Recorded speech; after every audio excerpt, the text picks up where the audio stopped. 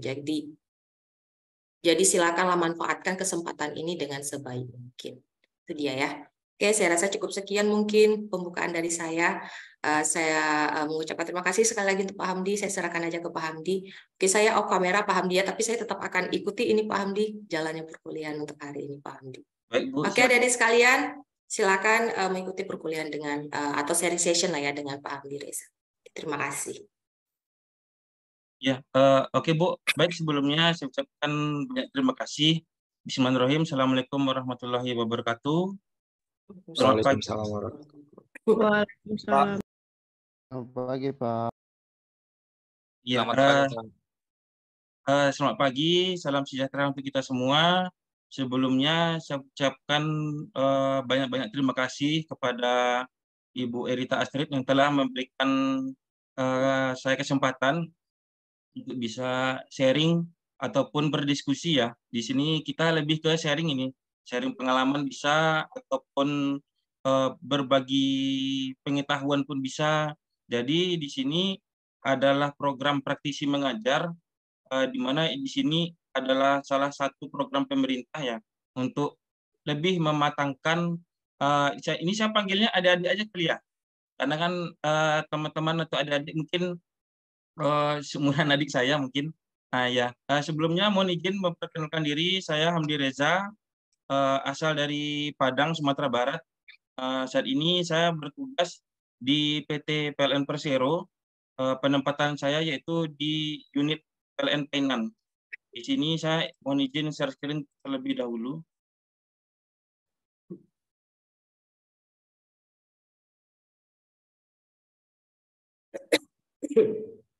Untuk gambar share screen-nya sudah muncul teman-teman?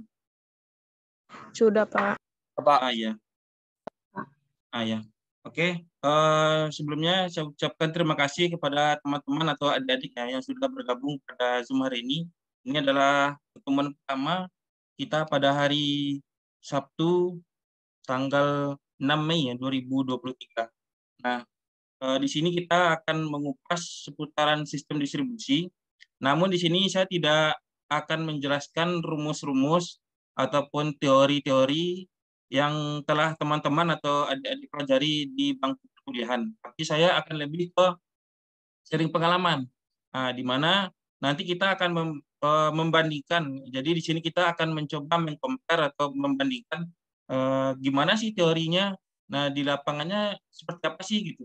Kemudian apa sih kendala yang dihadapi di lapangan dan apa sih yang dilakukan untuk menghadapi kendala-kendala yang dihadapi di lapangan. Karena tidak semua di lapangan itu berjalan mulus sesuai dengan teori gitu. Jadi kalau di teori kita mengenal dengan 1 tambah 1 sama dengan 2, kan? 2 tambah 2 sama dengan 4. Nah, di lapangan banyak faktor-faktor eksternal yang mungkin tidak berjalan seperti halnya yang 1 tambah 1 sama dengan 2 tadi. Bisa jadi mungkin lebih dari 2 ataupun kurang dari 2 gitu. Nah, di sini saya akan mencoba berfokus kepada sistem distribusi. Oke. Sebelumnya mohon izin ya untuk memperkenalkan diri. Saya Hamdi Reza. Saya asal dari Padang. Saat ini saya bertugas di PT PLN Persero, namanya WILP Painan, UP3 Padang. Nah, sebelumnya saya juga berkuliah di Teknik Elektro, tepatnya di Universitas Andalas tahun 2008, masuk lulus tahun 2012.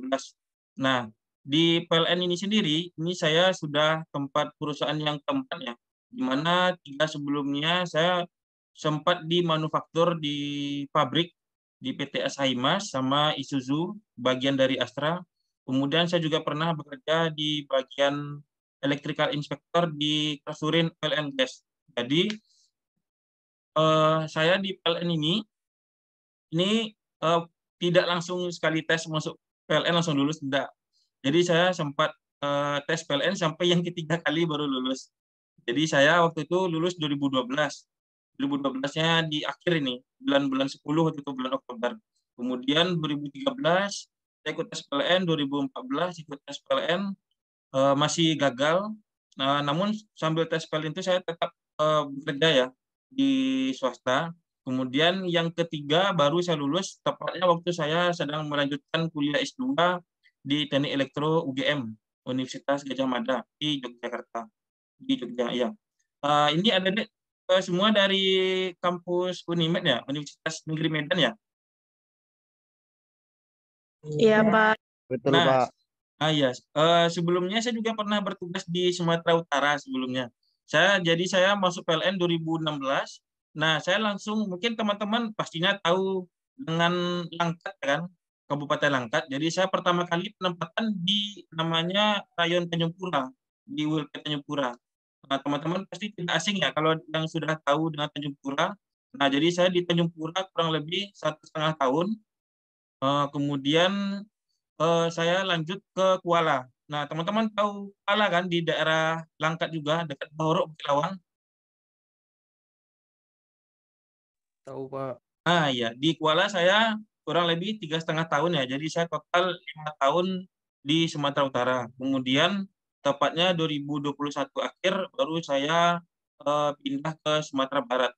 Dan sampai sekarang masih di unit PLN namanya, nama daerahnya itu ULP Painan. Oke, mungkin demikian terkait tentang biodata saya.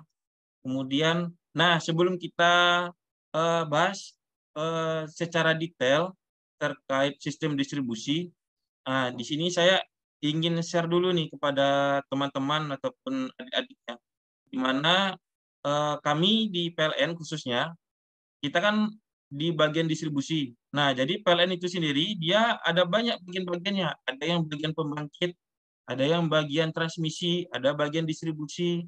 Nah, ada lagi bagian-bagian yang lain seperti bagian proyek, bagian auditor. Nah, namun di sini saya hanya berfokus kepada distribusi. Nah, di mana untuk di distribusi ini sendiri, jadi di sini ada namanya UID atau unit induk distribusi. Nah, ini setingkat dengan kantor wilayah. Jadi ibaratnya kalau di gambarannya secara umum, kalau di Sumatera Utara, ini kantor wilayah Sumatera Utara ini.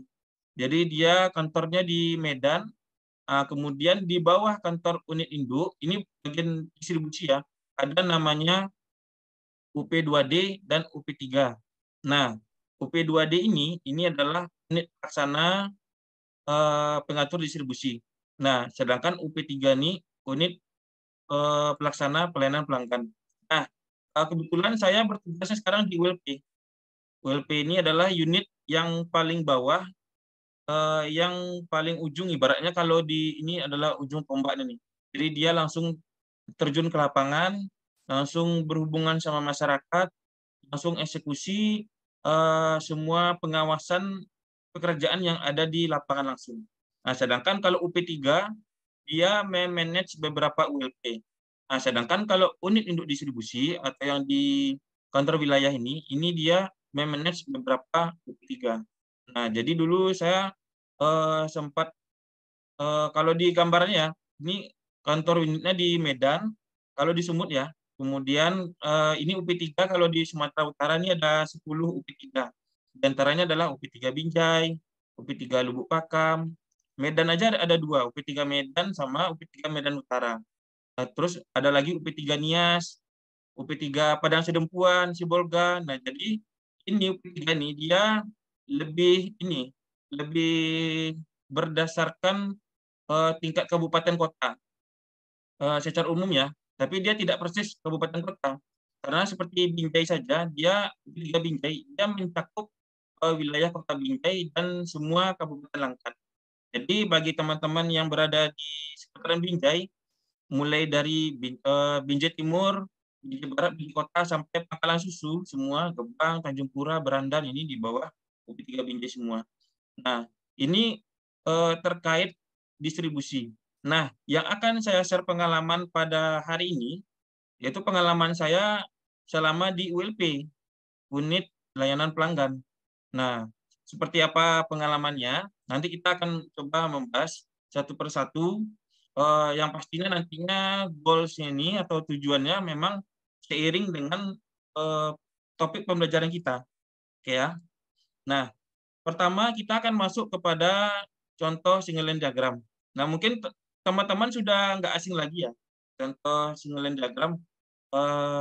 Single line diagram ini secara bahasanya, ini kan single kan satu ya. Line ini garis, diagram ya diagram. Berarti secara bahasanya, kalau secara harfiahnya, single line diagram itu diagram satu garis. Nah, satu garis ini dalam artian, ini dalam satu garis ini dia sudah mencakup tegangan atau listrik 3 pasang. Nah, jadi proses single line diagram ini ataupun pendistribusi listrik ini semua bermulai dari pembangkit. Nah, pembangkit ini bisa PLTA atau pembangkit listrik tenaga air, ya kan, PLTD, diesel, PLTP, PLTG, gas ataupun gas uap ataupun uap, apapun itu dari pembangkit nanti akan dinaikkan tegangannya menjadi misalkan ini ya ke transmisi kita. Nah, ini 500 kV.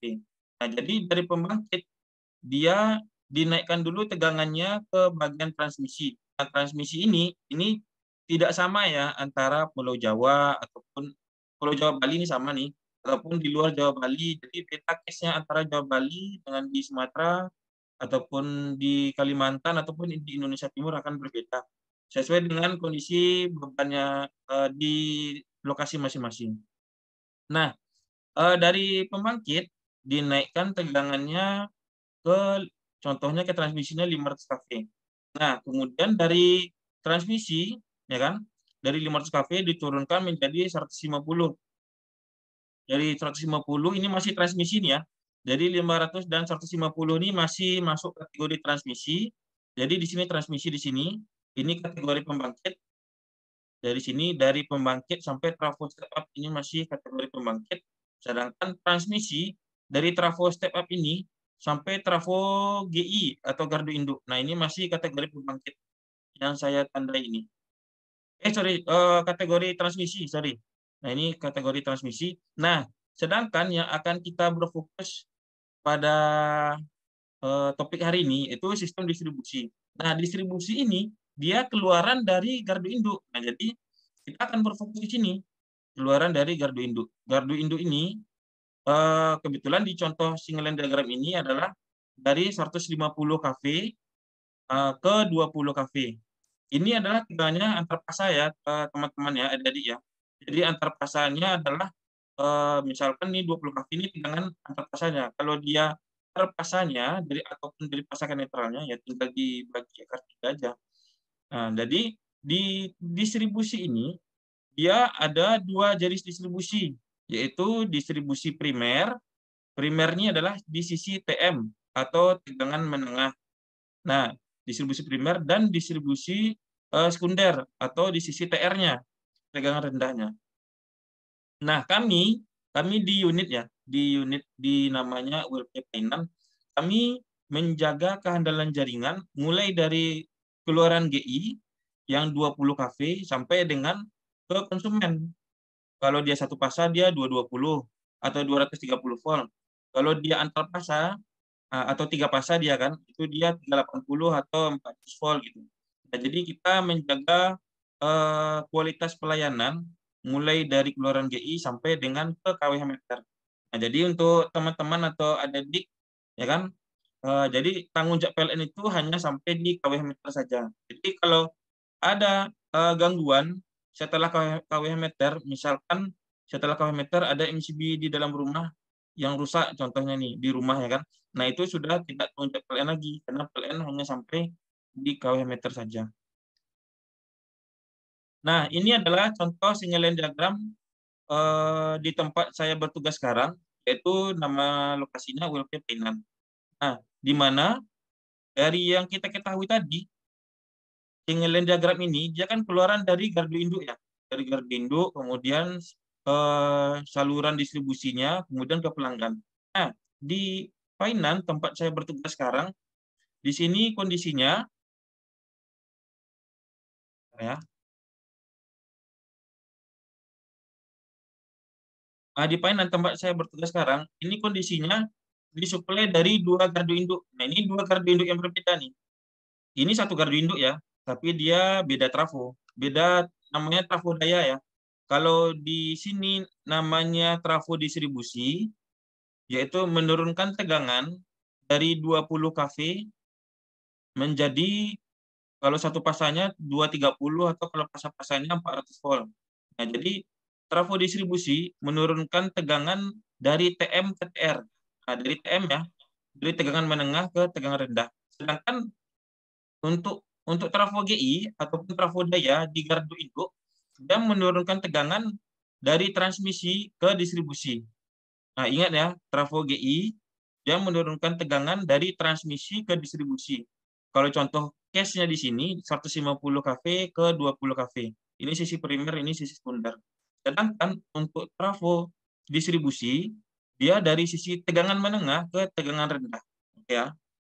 Nah, oke, ini dari dua gardu induk yang berbeda. Jadi satu warna ini dia satu feeder atau satu penyulang. Dari yang saya sampaikan tadi, ini namanya single line diagram. Jadi satu garis ini dia mewakili jaringan listrik kapas saya, teman-teman ya. Jadi dapat kita lihat warna-warnanya. Ini adalah LBS ini. LBS. Intinya ini ada hanyalah sebuah switching. Jadi dia bisa berfungsi sebagai on off atau open close sama kayak saklar biasa. Jadi teman-teman jangan lihat di recloser LBS ini apa, jangan dulu. Kita lihat ini sebagai switching saja dulu ya. Nah, jadi ini satu penyulang ataupun satu feeder, kemudian ini namanya gardu hubung. Nah, ini dari dua gardu induk yang berbeda menyuplai ke sebuah WLP di mana kebetulan ini setiap case, setiap daerah case-nya akan berbeda-beda ya. Kalau di tempat kami seperti ini gitu. Nah, jadi ini ada satu GH dengan pertemuan dengan pertemuan suplai dari dua gardu induk yang berbeda. Nah, ini dari gardu induk Kambang. Nama daerahnya adalah gardu induk Kambang. Sedangkan ini adalah gardu induk Bungus. Berarti dia dari trafo yang berbeda itu sudah pasti. Kemudian dari GI yang berbeda. Nah, di tengah-tengahnya ada GH. Sekali lagi saya sampaikan case seperti ini, kondisi seperti ini tidak sama antara PLN yang satu dengan PLN yang lainnya, antara unit yang satu dengan unit yang lainnya. Mungkin di Binjai atau di Medan case-nya pastinya akan berbeda-beda. Nah, kemudian untuk jenis-jenis pelanggan yang ada di PLN, jadi yang pastinya ya, PLN ini pelanggannya ada pelanggan satu fasa dan pelanggan 3 fasa. Nah, perbedaannya di mana? Yaitu di tangga dayanya. Kalau pelanggan satu fasa, dia dayanya terlampir nih, seperti dapat dilihat dari daftar ya. Mulai dari daya 450, daya 900, 1300, 2200, sampai 11.000. Nah, kalau 3 fasa, dia mulai dari ada yang untuk TR, tegangan rendah, ada untuk TM, tegangan menengah, dan ada untuk TT, atau tegangan tinggi. Di mana untuk tegangan rendah, masing-masing tangga dayanya dapat dilihat ya dari daftar ya, mulai dari 6.600 sampai 197, kemudian mulai dari 240 sampai 3 mega. Ini kilo ya, berarti dia 150.000 yang ini. Kemudian M ini mega, berarti 3 mega, berarti 3 juta VA. Kemudian untuk tegangan tinggi, daya pelanggannya di atas 3 mega VA. Ya, daya pelanggan dalam VA ya teman-teman ya, ada di ya. Jadi VA ini adalah volt ampere, yaitu hasil perkalian antara tegangan volt dengan arus ampere. Jadi dia untuk daya pelanggan ini kita mempergunakan VA bukan watt. Nah, ini di sini kita mulai masuk kepada topik ataupun ke RPS yang akan kita bahas. Kemudian dari sisi PLN ini sendiri, khususnya di bagian distribusi, nah pastinya di bagian distribusi ini kita mempunyai target kinerja. Nah, untuk di bagian distribusi, khususnya di bagian teknisnya, karena distribusi ini tidak hanya berfokus ke teknis, juga ada non-teknis. Namun non-teknisnya tidak akan saya sampaikan di pertemuan ini. Kita hanya membahas dan berfokus kepada bagian teknis. Nah, di sini ada kehandalan jaringan dengan susut ataupun losis ya, losis teknis. Nah, kehandalan jaringan ini seperti apa? Pastinya kalau di PLN kita akan menjaga kehandalan jaringan, dia mencegah jaringannya biar jangan padam gitu. Baik itu padam karena gangguan ataupun meminimalisir waktu padam karena pemeliharaan. Meminimalisir dalam artian memaksimalkan waktu pemadaman agar jangan terjadi pemadaman. Nah, jadi pemadaman ini sendiri ada dua jenis ya teman-teman ya. Memang padam yang direncanakan dengan padam yang tidak terencana. Nah, yang direncanakan seperti ada pemeliharaan jaringan, kemudian ada informasi tanggal sekian akan ada pemadaman contohnya ya kan. Nah, kemudian itu adalah pemadaman yang terencana. Kalau tidak terencana, mungkin teman-teman pastinya mungkin lagi malam hari kemudian mati lampu ya kan. Nah, pastinya tidak ada pemadaman yang terencana di malam hari. Itu karena adanya gangguan. Nah, gangguan ini terdiri dari dua jenis teman-teman.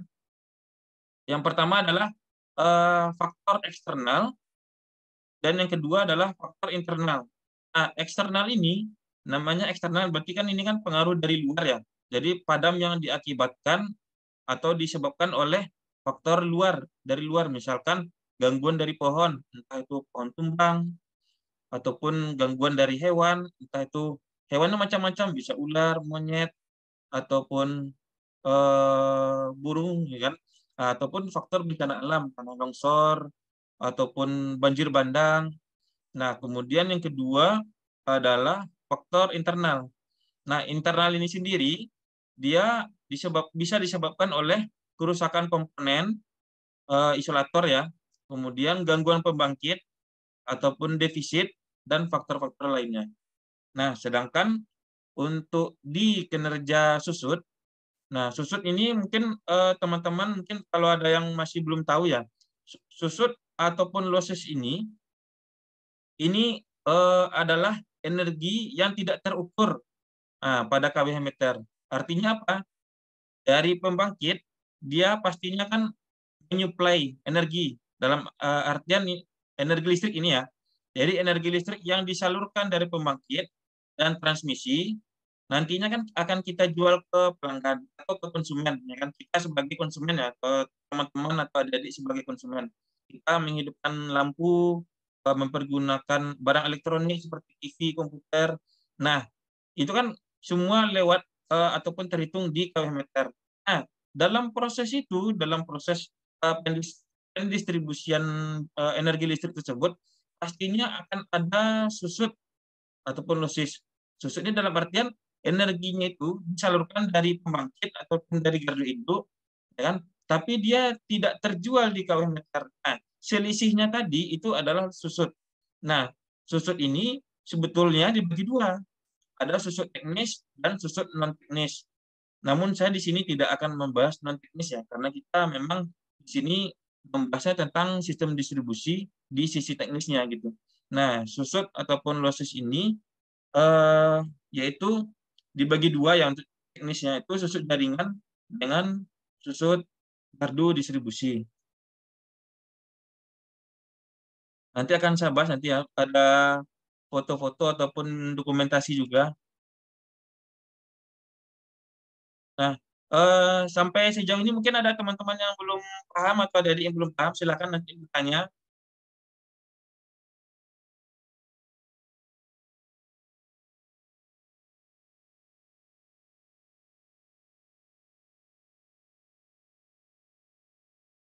Sampai sejauh ini apakah ada adik ataupun teman-teman yang masih ragu, entah itu dari single line diagram ataupun dari topik yang sudah saya sampaikan tadi, silakan nanti di raise hand ataupun dipotong di tengah-tengah perjalanan, nggak apa-apa.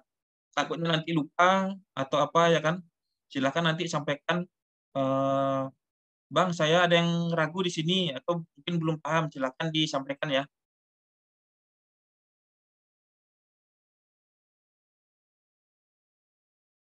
Oke, di sini saya akan lanjut. Nah, untuk mencapai kinerja di distribusi, khususnya dari teknis, nah, tadi saya sampaikan faktor keandalan jaringan yang dari penyebab gangguan karena eksternal itu salah satunya adalah gangguan pohon. Nah, upaya dari yang kita lakukan di PLN diantaranya adalah melakukan pemangkasan pohon ataupun pemotongan pohon ya. Kalau kami namanya perintisan pohon. Nah, jadi pohon-pohon yang sudah mendekati jaringan, khususnya di jaringan TM ini ya. Jadi TM ini adalah 20 kV ataupun keluaran dari GI, keluaran dari GI bisa, dari GH bisa. Nah, ini kabel ini kalau sudah mendekati pohon ini pohonnya akan kita eksekusi karena pohon ini menjadi salah satu penyebab terjadinya gangguan. Ketika pohonnya nempel dengan jaringan, ya kan, apalagi mungkin pada saat hujan pohonnya basah, maka arus listrik akan mengalir ke tanah melewati pohon tersebut. Nah, inilah yang menyebabkan gangguan. Ini salah satu ya yang menjadi penyebab padam listrik ataupun mati lampu di rumah. Nah, jadi kami melakukan pemangkasan pohon tujuannya apa? Untuk menghindari atau meminimalisir potensi gangguan dari sentuhan pohon. Nah, kemudian faktor yang lain yaitu salah satunya di internal ya. Ini kerusakan komponen isolator.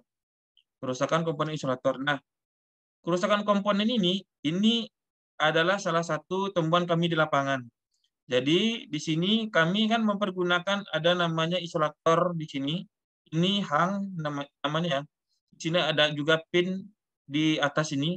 Nah, jadi ini adalah salah satu komponen yang kami ganti di lapangan. Nah, tujuannya apa? Karena kalau pin yang sudah bocor ini namanya barang ini ya, barang pabrik ya pastinya ya.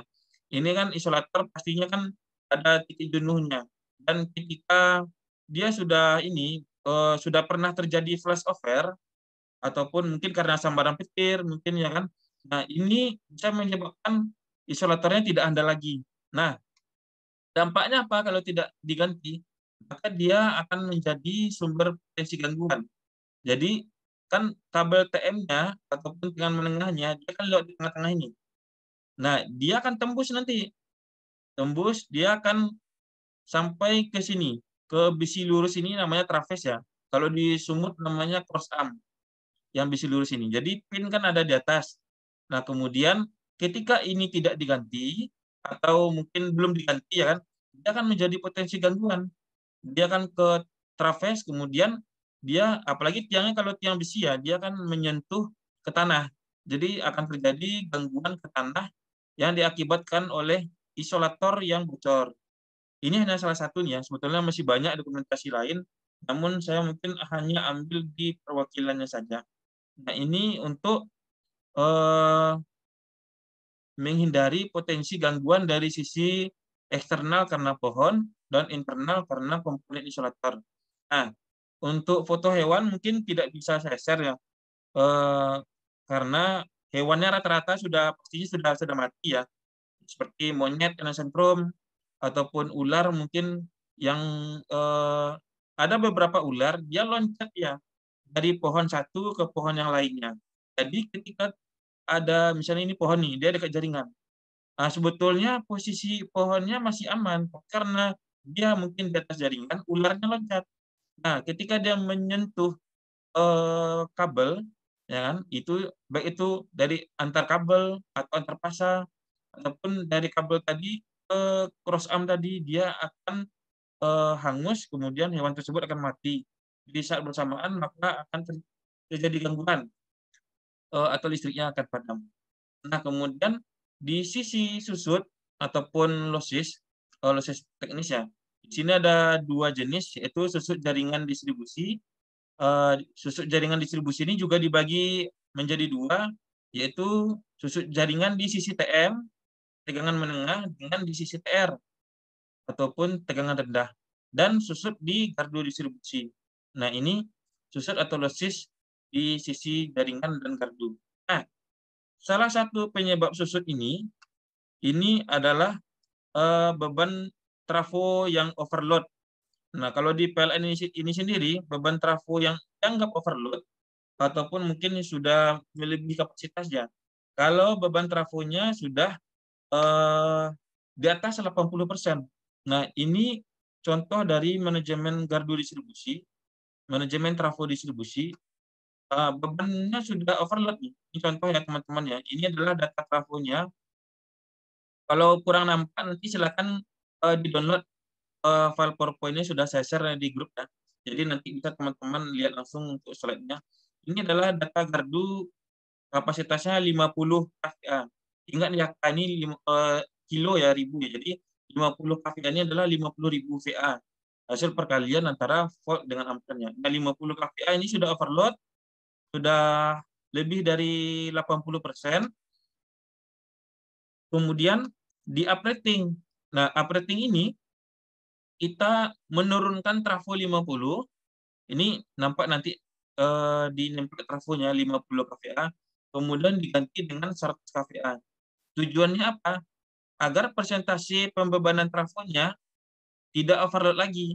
Jadi yang sebelumnya 90% setelah diganti menjadi 100 kVA, otomatis pembagian daya trafonya kan menjadi 100 kVA.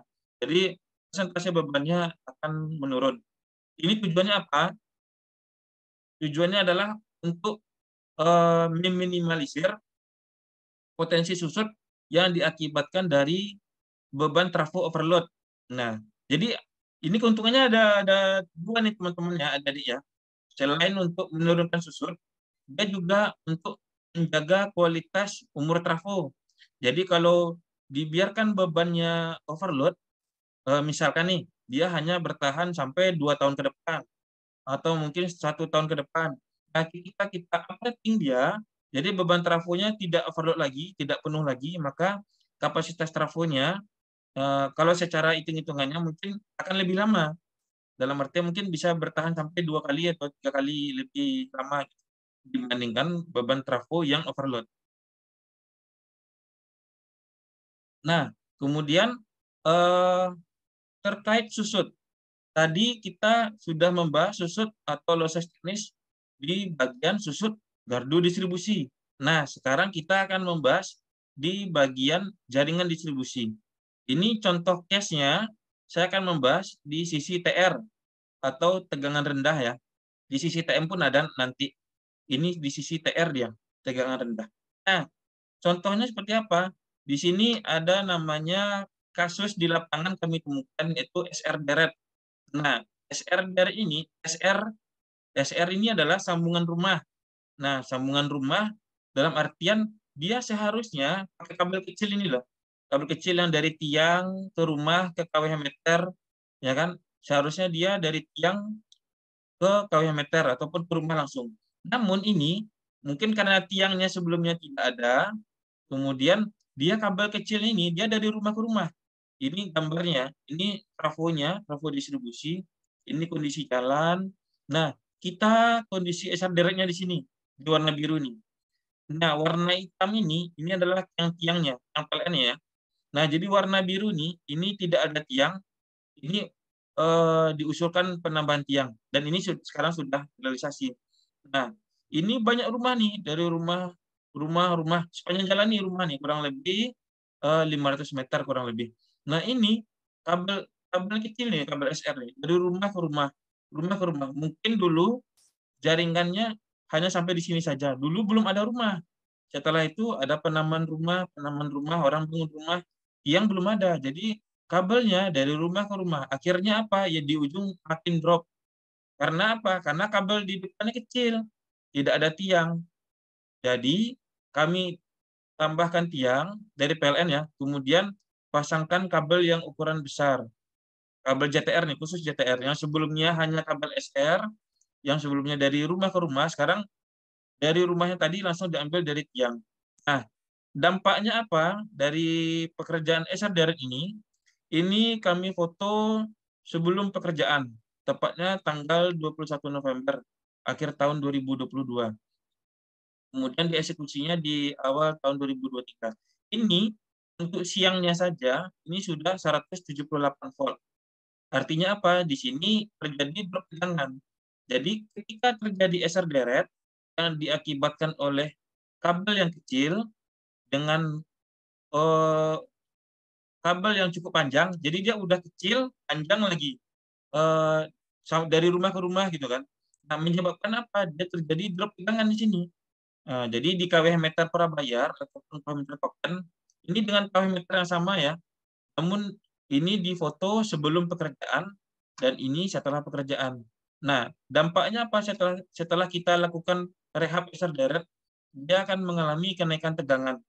Nah, kemudian selain dia memperbaiki tegangan, dia juga menurunkan susut karena kualitas tegangannya sudah baik gitu.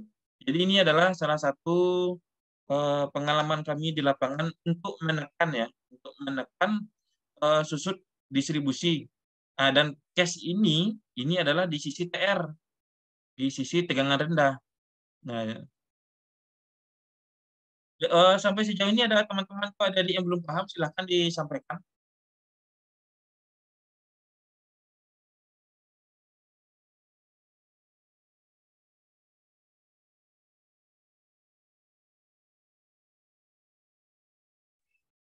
Izin Pak bertanya.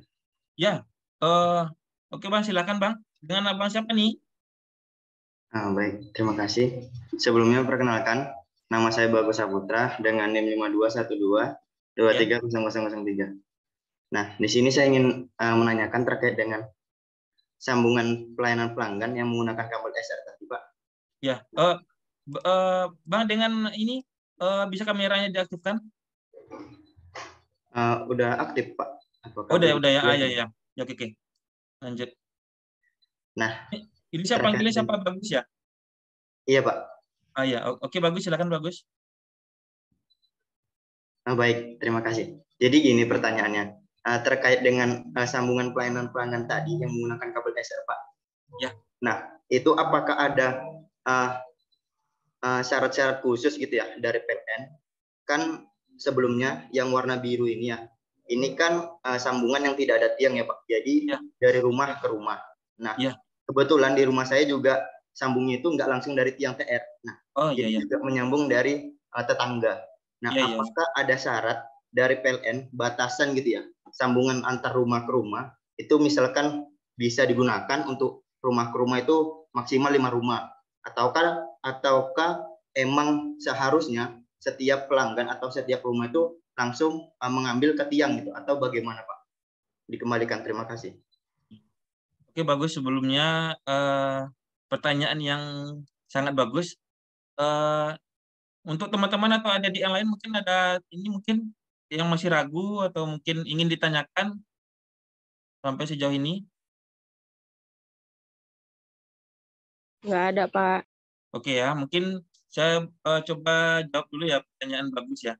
Nah, jadi kalau untuk standarnya Bagus, dari yang saya ketahui, untuk satu SR itu dia maksimum seharusnya ya sekitar 7 atau 8 tarikan rumah. Satu SR ya. Ya, tapi kalau ini kan sudah terlalu banyak nih, sudah berapa rumah ini kan. Nah, ini kondisinya diakibatkan oleh ya kan, dulu waktu pembangunan jaringan PLN, dulu di sini belum ada rumah. Jadi dulu otomatis pembangunan tiang kan hanya sampai rumah ujung. Nah, mungkin karena seiring berjalannya waktu, udah berbulan-bulan, bertahun-tahun pastinya, atau mungkin puluhan tahun, rumah pastinya kan nambah. Yang sebelumnya belum ada jalan, atau jalan setapak sekarang udah diaspal. Nah, kemudian rumahnya nambah, sedangkan di sisi penambahan rumahnya ini belum ada penambahan tiang ataupun penggantian kabel. Jadi inilah yang menyebabkan terjadinya SR-deret. Nah, terus apa yang harus kita lakukan? Seperti yang dibilang Bagus tadi ya, kalau kondisi di lapangannya seperti SR-deret ini, jadi dia kabel SR, kabel kecil itu dari rumah ke rumah ke rumah, bisa dibilang mungkin 10 rumah atau 20 rumah, atau mungkin sampai belasan rumah ya kan. Nah, solusinya apa? Silahkan dari masyarakat ini kirimkan surat ke kantor PLN terkait untuk bermohon penambahan tiang. Karena di lokasinya tidak ada tiang dan kondisinya SR-deret. Nah, kalau untuk format bakunya tidak ada, yang pasti dari permohonan suratnya tadi kalau bisa ditandatangan oleh perwakilan warga, kemudian dilampirkan fotonya. Jadi Bagus, sampaikan aja entah mungkin sama aparat desa ya kan, kalau memang membutuhkan penambahan tiang. Nah, ini tidak bayar loh. Ini karena ini memang tanggung jawab PLN. tapi kita ngirimkan surat, misalkan di desa ini atau di kampung ini, ya kan, ini kami dari masyarakat desa ini bermohon untuk penambahan tiang, ya kan, penambahan tiang dan pemasangan kabel JTR gitu kan. Nah, karena lokasi di sini kabelnya dari rumah ke rumah gitu. Jadi bahasa bakunya tidak ada, formatnya tidak ada, format standarnya. Yang pasti dari warga ditandatangani, kemudian di lampiran halaman terakhir diprintkan atau dilampirkan foto kondisi di lapangan. Tampakkan fotonya dari kabel SR yang dari rumah ke rumah. Terus kalau bisa, ini untuk informasi bagus juga ya. Kalau ada KW meter di rumah, ataupun kalaupun di rumah bagus, misalkan meteran biasa, sampai rumah ada meteran token. Nah, di jam-jam maghrib, itu kan jam beban puncak, artinya biasanya pastinya kalau maghrib paling drop ya kan, paling redup dia kan. Nah, ini di KW meter token, silakan bagus tekan 41 enter. Di sini ada 41 nih. 41 kalau meteran token dia untuk ngecek tegangan. Nah, kemudian 41 klik enter, angka yang muncul ini adalah tegangannya. Jadi ini kebetulan ini 4 ini di belakang koma. Jadi dia 178,4. Ini setiap KWH beda-beda ya. Ada yang dia 1 digitnya pakai koma, ada yang 3 digit aja. Jadi langsung 178 gitu. Diperhatikan komanya. Yang penting di foto suratnya nanti lampirkan kondisi dari rumah ke rumah, kemudian fotokan angka tegangan di KWH-nya biar nanti menjadi acuan. Dan ini nggak bayar kok. Ini semua dari PLN karena memang tanggung jawabnya PLN sampai di KW meter. Jadi termasuk tiang-tiang TR ini kondisi SR deret ini adalah tanggung jawabnya PLN, tidak bayar. Jadi cukup kita kirimkan surat gitu. Bagus untuk pertanyaan bagus ya. Ya ini sangat ini bisa membantu nanti tuh untuk bisa memperbaiki kualitas tegangan di rumah bagus nanti.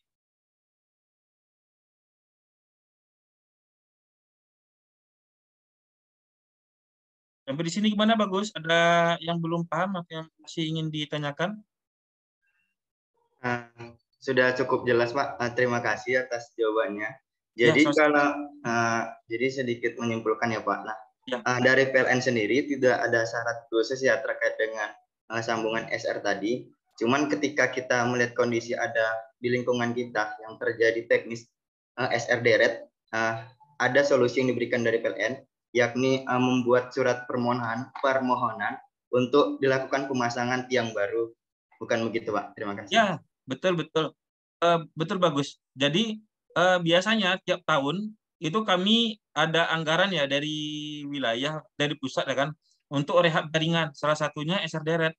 Jadi kalau ada usulan dari masyarakat, jadi ini mungkin yang belum termonitor sama PLN unit terkait, maka ini akan diprioritaskan gitu. Oke, Bagus ya. Oke, Pak. Terima kasih, Pak. Iya, sama-sama. Jadi di sini kita tujuannya praktisi mengajar ini tidak hanya membahas teori saja, seperti yang disampaikan sama Bagus tadi. Jadi kita juga mendapatkan solusinya gitu. Jadi bagi teman-teman atau adik-adik yang mungkin pastinya belum tahu secara detail ya tentang PLN, jadi saya akan share salah satunya tadi caranya.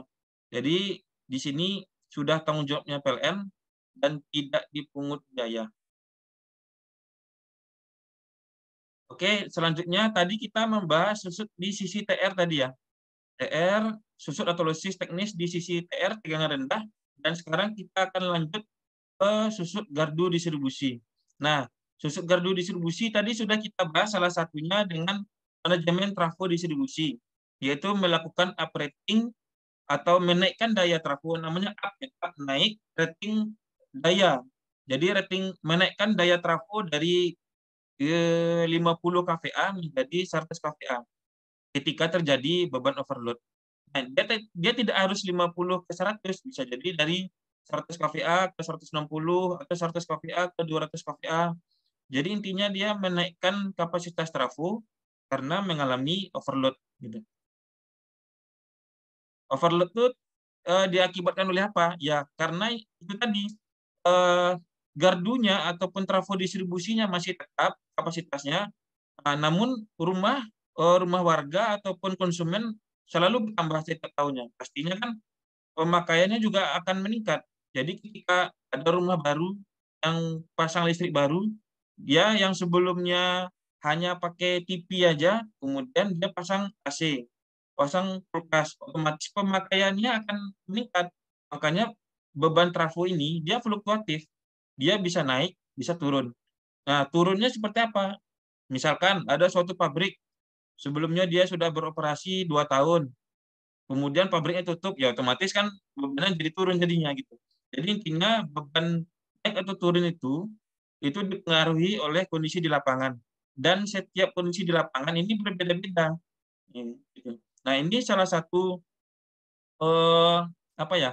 penurunan sosioteknis di sisi gardu distribusi, yaitu kita melakukan penggantian PHBTR. Nah, PHBTR ini dapat dilihat dari gambar, yaitu PHB, panel hubung bagi. TR, tegangan rendah. Jadi, ini adalah panel hubung bagi. Hubung bagi ini artinya apa? Dia pembagi beban. Pembagi beban, ya kan? Ini mungkin kalau nengok gambar mungkin susah, ya kan? Nah, seperti ini dia, yang di pojok kanan bawah. Ini kenapa saya kok dibilang panel hubung bagi, ya kan? Karena keluaran dari trafo ini satu ya kan? Ini RST, yang satu dalam artian satu rutin, ya kan? RST satu rute, kemudian dikeluarkan menjadi 2 ataupun lebih dari rutenya ataupun jalurnya. Nah, misalkan dari trafo dia masuknya ke panel ini dulu, ke PHBTR ini dulu. Nah, kemudian dari PHBTR-nya keluarnya ada 2. Ini contoh aja ya. Yang satu ke kanan, atau mungkin kalau di sini ke arah utara, satu lagi ke arah selatan, atau yang satunya ke kanan, dan satu lagi ke kiri. Nah, dia dibagi di sini. Nah, fungsinya apa di sini? Ini adalah selain untuk membagi beban, jadi dia untuk ini ketika terjadi gangguan, misalkan di sebelah kiri aja, kabel putus nih contohnya nih. Kalau dia tidak diproteksi di sini, tidak dibagi di sini, dia akan langsung gangguan ke trafo. Nah, di sini ada namanya UTM atau saluran udara tegangan menengah. Ini dia. Saluran udara tegangan menengah. Kemudian ada FCO trafo. FCO trafo ini dia. Ini. Oh, sorry, yang di bagian bawah. Yang di bagian bawah. Ada yang bagian atas, bagian depan yang menghadap ke kita. Satu lagi ada yang menghadap ke belakang trafo ya, atau menghadap ke arah belakang trafo. Ini FCO. Kemudian ada namanya LA atau lightning arrestor. Lightning arrestor nih yang menghadap ke arah kita nih posisinya. Dari gambar ini sekarang dia menghadap ke kita. Kemudian dari FCO dia ke trafo distribusi. Nah, trafo distribusi ini dia, trafo distribusi. Nah, ini adalah grounding pada body trafo. Di sini nggak tampak ya. Jadi di body trafo ini saya kurang tahu posisi groundingnya. Yang pasti dia di bodinya ini digroundingkan. Bisa jadi dia lewat tiang di sini atau di sini. Pokoknya di trafo ini ada grounding sebagai pengaman. Di arresternya juga ada grounding sebagai pengaman. Dan keluaran dari trafo masuk ke PHBTR. Nah, di PHBTR ini juga ada pengaman, yaitu menggunakan NH-fuse. NH-fuse ini sama prinsipnya kayak FCO, fuse cut out, yaitu sama-sama pengaman lebur. Lebur dalam artian ketika dia terjadi gangguan atau mungkin arus yang melewati ini, arus bebannya melebihi dari rating kapasitas NH-fuse, maka dia akan putus. Nah, jadi ketika terjadi gangguan di satu rute atau rute sebelah kiri ya, di sisi TR nih, di sisi TR misalkan kabel putus di pohon. Jadi dia tidak langsung tembus ke trafo, tapi dia secara otomatis putus di NH-fuse-nya. Ada nanti NH-fuse-nya seperti ini. Ini kan banyak nih NH-fuse nih. Nah, dia nanti sesuai dengan pasang mana, rute mana dia kan putus. Jadi dia hanya padam di jalur tersebut saja. Nah, itulah salah satu fungsi PHBTR. Jadi dia tidak hanya sebagai panel hubung bagi ataupun pembagi beban, tapi dia juga berfungsi sebagai proteksi di masing-masing jalur dia tadi. Jadi kalau dia jalurnya atau rutenya ada 2, ya dia memproteksi di masing-masing rute dia tadi. Tujuannya apa? Untuk melokalisir gangguan. Jadi ketika terjadi gangguan di rute yang satu, dia tidak akan berimbas ke rute sebelahnya, apalagi ke satu trafo gitu. Nah, kemudian di sini teman-teman melihat adanya grounding ya. Grounding di lightning arrestor, grounding di trafo, nanti ada lagi nih grounding di netral PHBTR. Groundingnya di lapangan pun tetap dipasang grounding. Ini groundingnya tidak boleh digabung. Dalam artian dia masing-masing groundingnya. Body trafo satu grounding, LA atau lightning arrestor satu grounding, di PHBTR, di netralnya ya, di grounding. Nah, di sini kenapa di PHBTR-nya di netral juga di grounding? Dan kita ketahui untuk di trafo ini, dia sumbernya dari listrik 3 fasa. Nah, teman-teman ada nggak yang tahu ini prinsipnya star atau delta belitan ini?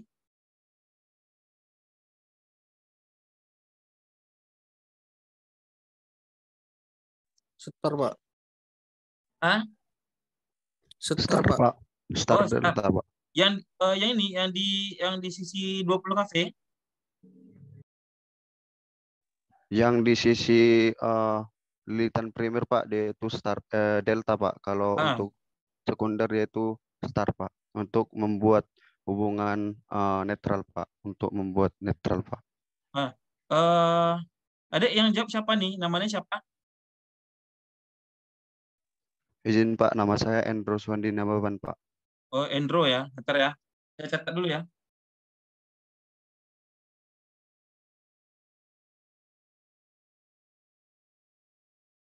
Endro siapa? Endro Swandi Nababan, Pak. Oke. Betul ya yang dibilang sama Endro tadi ya. Sebelumnya terima kasih Endro ya. Jadi supply di gardu distribusi ataupun trafo distribusi ini karena di SUTM-nya, ini SUTM ya, saluran udara tekan menengah 20 kV, kita mempergunakan delta. Nah, di sini kenapa delta? Karena tidak ada netralnya di sini. Kecuali di Jawa ya, di Jawa bisa dia memang TM-nya ini ada 4 kabel. Tapi kalau kita mempergunakan 3 kabel atau 3 pengantar, ini dia delta. Karena dia hanya dari fasa ke fasa dan tidak ada netralnya. Jadi untuk ukuran trafonya kita mempergunakan delta di sisi primernya dan star atau bintang di sisi sekundernya. Nah, di sini kenapa kita mempergunakan delta star atau delta bintang? Karena di pelanggan kita sendiri. Nah, balik tadi di halaman sebelumnya. Ada pelanggan ataupun daya pelanggan yang satu fasa. Jadi kalau ngambil satu fasa, pastinya kita kan ngambilnya kan di fasa netral ya kan. Sedangkan kalau kita pakai delta, misalnya dari delta ke delta, deltanya kan tidak ada netral. Jadi netral muncul dari mana? Dari belitan star atau belitan bintang ya. Oke, Indro makasih ya sudah dibantu sharing ya. Nanti izin nama Indro saya catat ya. Ya, Pak. Baik, Pak. Siap, Pak. Ya, mungkin teman-teman yang lain masih ada yang belum paham terkait delta star tadi. Ini di gardu distribusi. Kalau ada kalau ini nanti ada yang ragu silakan ditanya aja ya di pertanyaan pun nggak apa-apa. Nah, balik ke kinerja utama distribusi di sisi teknis. Nah, di sini apa yang menjadi salah satu kinerjanya? Di sini kami temui di lapangan kabelnya kecil ini. Jadi kabel keluaran trafo ya kan? Ini kabelnya ukuran 70 mili. Nah, sedangkan kabelnya yang lama ini udah pecah-pecah nih. Kalau teman-teman kan slide-nya sudah saya share, silakan nanti lihat di Zoom fotonya. Ini kabelnya sudah pecah dan sudah nampak bagian inti kabelnya sudah nampak. Nah, ketika kita buka pintu, ini hawanya panas ini. Jangankan kabel yang mau kita pegang pintu aja udah panas. Kenapa? Karena bebannya udah besar, saking besarnya sudah lebih dari 200 ampere. Ini trafonya 160 kVA. Nah, bebannya sampai 200 ampere. Kabelnya kecil. Nah, penyebabnya apa? Selain dari dia panas, isolasinya juga akan pecah. Nah, menyebabkan apa? Ada potensi gangguan di sini, ada susut di sini. Nah, jadi solusinya apa? Kita ganti panelnya sama yang lebih besar, kemudian kabelnya pun kita ganti. Kabel ini. Yang sebelumnya kabelnya dari trafo ke PHBTR ini, ukuran 70, nah kita naikkan, namanya kita uprating juga. Jadi uprating itu tidak hanya sekedar menaikkan daya trafo aja, tapi menaikkan ukuran kabel juga bisa. Kita naikkan ukuran kabel dari 70 ke 150. Tujuannya apa? Kan teman-teman mungkin sebagian udah tahu ya, semakin besar ukuran kabel, dia ada namanya KHA. Jadi KHA ini adalah kuat hantar arus. Jadi ketika arusnya besar, maka harus diiringi dengan KHA yang cukup juga. Artinya penampangnya juga harus lebih besar. Nah, ini kita menaikkan ini tujuannya apa? Selain untuk menurunkan losis, juga menghindari panas yang keluar karena ukuran kabel yang kecil tadi. Nah, sampai di sini sudah paham belum untuk teman-teman adik-adik? Kalau ada yang belum ngerti, sampaikan aja nggak apa-apa.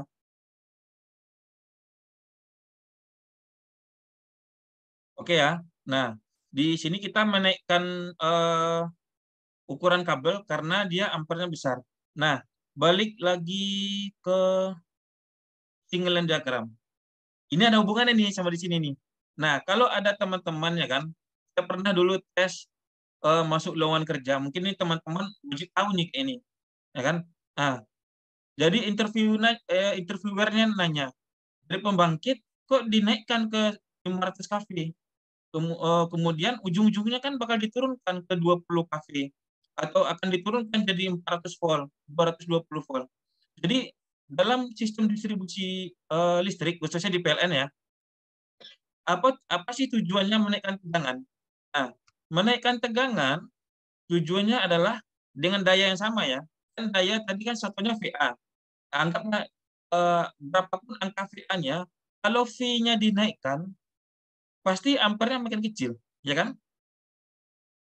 Betul. Sampai di sini adik-adik atau teman-teman paham? Kalau dia dalam paham kan? Jadi dengan VA yang sama, ya kan? Ketika V-nya dinaikkan atau voltasenya tegangannya dinaikkan, pasti ampernya makin mengecil. Nah, tujuan ampernya kecil itu tujuan apa? Biar penghantarnya tidak begitu besar. Nah, karena kalau ampernya besar, pastinya kan panas tuh. Nah, jadi dinaikkan tegangan, ampernya semakin kecil. Makanya ampernya berbeda loh antara amper di transmisi dengan amper di distribusi. Padahal wattnya sama atau VA-nya sama.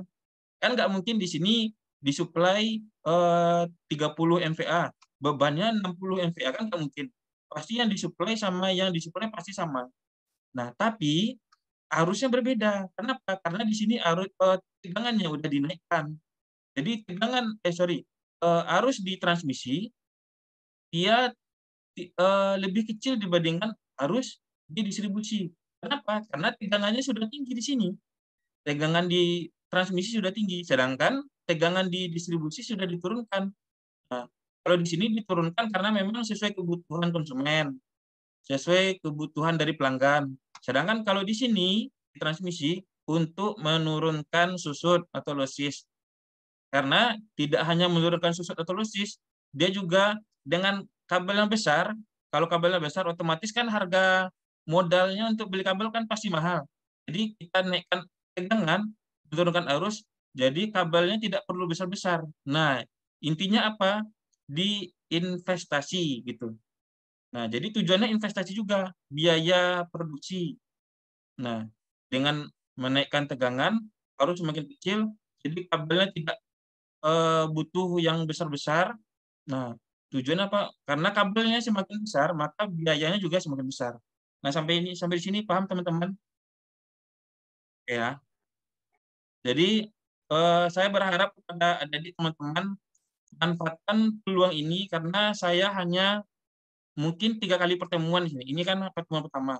manfaatkan pertemuan demi pertemuan ini untuk menggali potensi ataupun menggali informasi ilmu.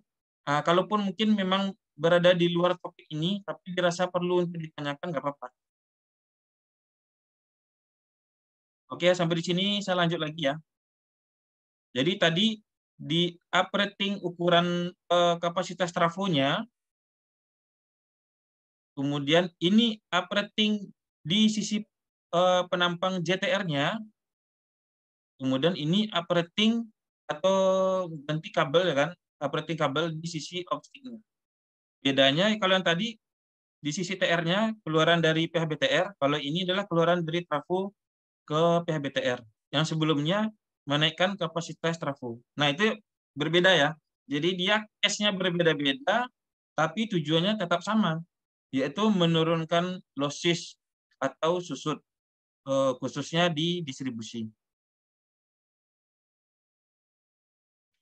Oke, jadi kami di ULP khususnya di distribusi, kami tidak hanya berfokus kepada jaringan saja, tapi kami juga melakukan koordinasi dengan stakeholder.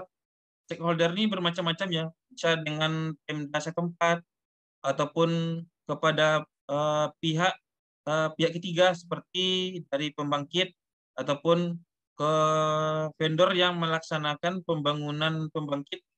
Jadi dokumentasi pertama ini sebelah kiri, ini kami di WLP atau di unit juga melakukan koordinasi terkait rencana padam. Misalkan ini masih bulan puasa kemarin ini, tepatnya sebelum Idul Fitri.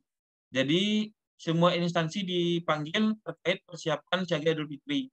Baik itu dari segi PLN-nya, kalau dari PLN mungkin kita diminta standby misalkan siaga genset, ataupun mungkin tidak ada pemadaman selama masa siaga. Contohnya di kondisi Natal Tahun Baru, ataupun sebelum Idul Fitri, ataupun hari-hari besar lainnya seperti kalau ada kunjungan dari menteri, ataupun ujian sekolah, kan sekarang ujian sudah berbasis komputer ya. Jadi kami dipanggil kemudian melakukan koordinasi untuk tidak melakukan pemadaman. Kalaupun terjadi pemadaman, sebelumnya kami sudah standby-kan genset di titik-titik yang telah direncanakan. Nah, ini kondisi pertama dengan stakeholder. Kemudian yang di foto kedua, ini di belakangnya ini adalah kondisi proses pembangunan PLTMH.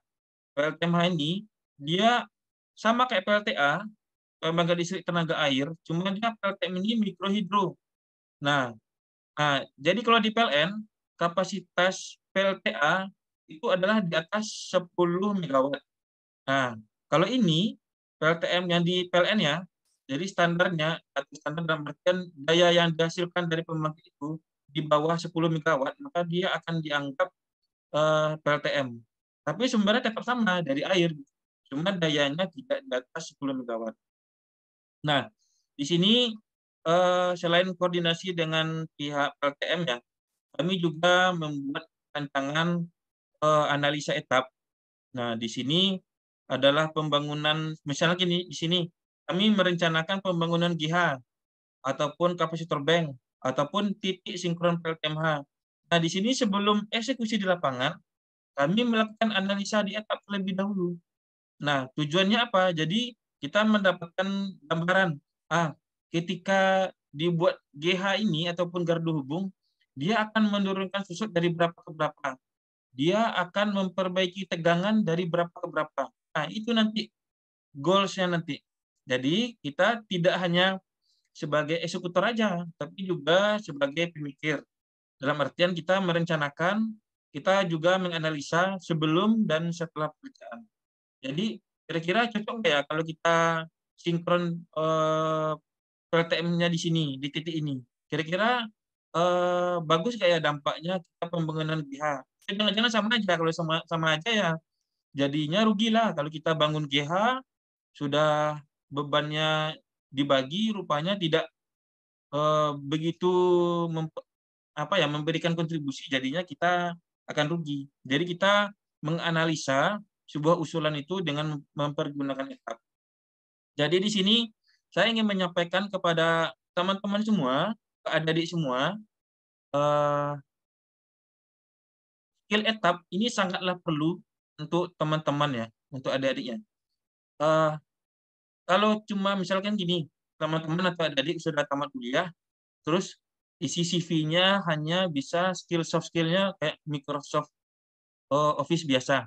Itu tidak akan dilirik karena itu sudah skill umum. Tapi kalau skill engineer yang di bagian elektrikal khususnya, bagi kita yang harus kuat, baik itu untuk di sistem distribusi ataupun di sistem proteksi, jadi skill etap ini sangatlah perlu dan menjadi nilai positif. Jujur ya, waktu saya kuliah dulu saya tidak begitu bisa etap. Saya malah alhamdulillah ya kan, bukan bisa ya, saya mulai mengerti etap ini setelah masuk ke dunia kerja. Jadi saya dulu misal gini, waktu saya lamar-lamar dunia kerja, dulu CV saya masih belum saya buatkan dulu etap. Jadi jangan sampai adik-adik ketinggalan informasi ataupun mungkin tidak tahu, ya kan, skill etap itu sangat diperlukan khususnya di bidang elektrikal. Apapun itu, entah itu di manufaktur atau di migas, mau di dunia konstruksi kontraktor ataupun di project engineer, semua mempergunakan etap. Nah, kemudian etapnya kami di sini tidak hanya ini ya, 1 atau 2 ya. Kami sudah, kebetulan saya kan di Sumber kan baru 1 tahunan. Di sini kami sudah membuat analisa etap untuk sinkron sinkron PLTM yang sedang dibangun, kemudian pembangunan 2GH, kemudian usulan untuk kapasitor bank, tapi ini dibuat sama teman saya yang lain ya. Nah, kemudian mungkin teman-teman bisa melihat di YouTube saya, silakan cari di YouTube namanya Hamdi Reza. Nah, di situ ada contoh simulasi etap, sudah banyak saya share di situ. Baik itu tentang sinkron pembangkit, ataupun tentang kapasitor bank. Kapasitor banknya yang dipasang di TM ya, di tegangan menengah ya. Kemudian operating trafo gitu. Jadi teman-teman bisa mempelajarinya dari YouTube karena saya lihat memang dulu saya mencari referensi di etap untuk belajar ini sangatlah sulit. Dan berarti gini, kita kadang mau mencari topik tertentu, tapi yang muncul kadang ini tidak sesuai dengan yang kita harapkan. Makanya saya buat contoh simulasi, mulai dari basic itu saya buat, mulai dari nol. Jadi kalaupun teman-teman atau adik-adik yang belum paham tentang etap, silakan dipelajari di YouTube saya Hamdi Reza. Cari aja nanti Hamdi Reza, nanti silakan banyak nanti videonya tentang LBS, tentang recloser, tentang etap ataupun yang lain. Jadi saya lebih ke sharing pengalaman apa sih yang saya jumpai di lapangan gitu. Nah, kemudian lagi ini sebetulnya tidak tidak nyambung ya sama topik hari ini. Namun di sini saya ingin menyampaikan kepada teman-teman ya kan. Di sini kan alhamdulillah saya selama di PLN membuat inovasi, salah satunya adalah aplikasi panduan KW meter ataupun aplikasi terkait monitoring gardu distribusi. Nah, di sini maksud saya share di sini apa? Dulu saya waktu kuliah dulu juga ada membuat, saya kan dulu di kuliah aktif juga di himpunan mahasiswa. Nah, saya dulu di bagian infokom. Saya dulu juga hobi atau suka membuat inovasi. Jadi saya dulu membuat bahan kuliah online. Jadi dulu belum ada ini. Saya kan kuliah 2008. Dulu masih belum populer tuh Google Drive belum populer. Jadi saya ngupload bahan kuliahnya dari Foursquare. Nah, dari Foursquare kemudian link Foursquare-nya itu saya upload, saya linkkan dengan Blogspot. Jadi modal gratis saja. Itu pun uploadnya dari WiFi kampus. Nah, itulah yang saya buat di CV saya. Jadi apa sih ide-ide terobosan yang saya buat sewaktu kuliah. Nah, waktu kuliah saya juga aktif sebagai asisten dosen, asisten labor. Kebetulan saya dengan Bu Erita Astrid, saya adalah junior atau adik kelasnya dari beliau. Kami sama-sama aktif sebagai asisten lab. Nah, informasi atau aktivitas seperti kami ini aktif di ASLab, asisten labor, Ini kami buat di CV. Tujuannya apa? Ini sebagai nilai tambah untuk teman-teman, ya kan, ketika melamar dunia kerja. Jadi tidak hanya sebatas kuliah, pulang, tapi kita juga aktif di himpunan mahasiswa, kemudian juga aktif di organisasi, aktif juga misalkan kalau ada yang di asisten labor atau asisten dosen, itu adalah menjadi nilai positif untuk teman-teman. Jadi apalagi kalau ditambahkan dengan skill etap, kan, tidak harus kalau untuk bagi kita yang basic-basic ini, yang masih pemula, tidak harus sampai sistem proteksi yang berlapis-lapis, tapi cukup basicnya saja, seperti analisa load flow, aliran daya, kemudian apa lagi ya, analisa susut tegangan, itu sudah minimal sudah ada basic di situ, bisa teman-teman masukkan di CV-nya untuk nantinya masuk ke dunia kerja gitu. Nah, jadi saran dari saya, kalaupun teman-teman aktif di perkuliahan, ya kan, kalau bisa diiringi dengan aktif organisasi dan buatlah inovasi-inovasi ataupun ide-ide terobosan yang mungkin bisa membantu di kampus, dan ini bisa menjadi nilai tambah atau nilai jual, ya, nilai jual dalam artian nilai tambah kita untuk masuk ke dunia kerja. Dan di sini mungkin ada teman-teman yang masih belum paham, silakan.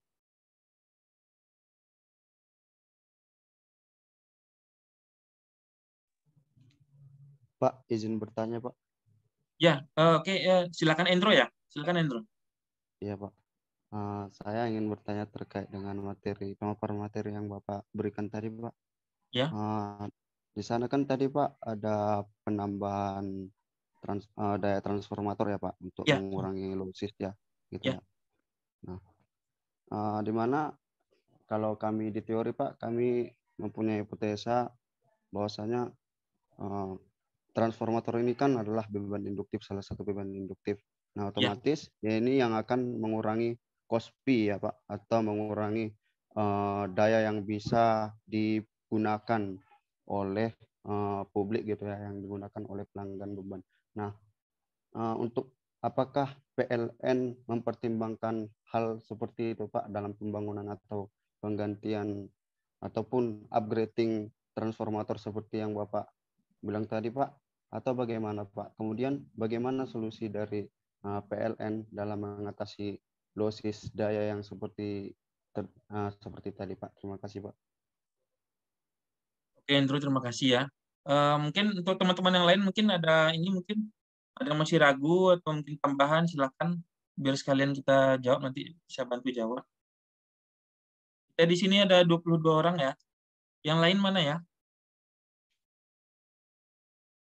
Ini saya panggil, ini teman-teman yang lain nggak ada yang nanya nih? Atau mungkin saya panggil satu-satu mungkin yang lain?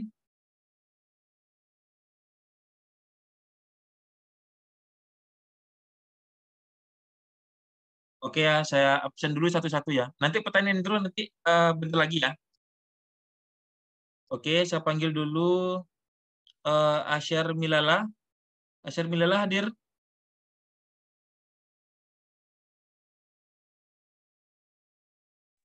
Hadir, Pak. Oke. Kemudian Bagus Saputra hadir? Saya, Pak.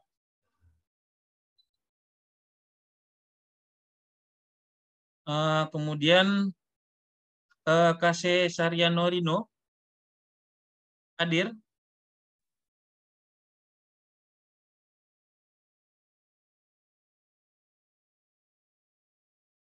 Dari Sarino Rino hadir?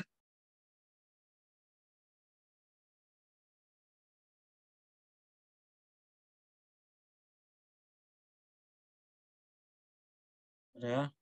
Kemudian Andrew tadi udah. Untuk Dito hadir, Dito Yudhistira? Saya, Pak. Oke.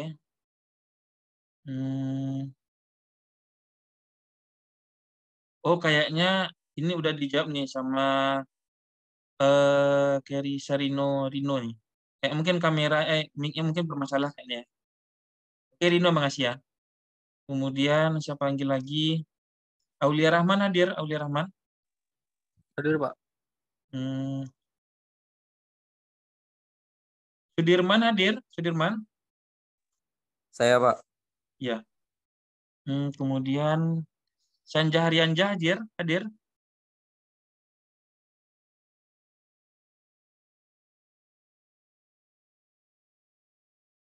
Rohim Marpaung hadir? Hadir, Pak. Iya. Ngasih Rohim.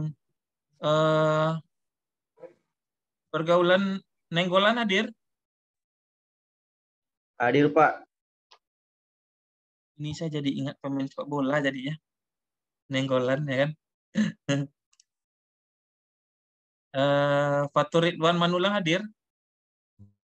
Hadir, Pak. Hadir, Pak. Teman saya ada di PLN 3 Binanga sekarang, supervisor teknik, dia marga Manulang juga.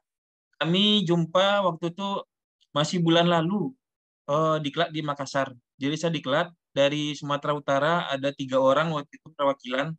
Dari Sumatera Barat saya sendirian. Kebetulan marganya Manulang juga. Martin Fernandes hadir?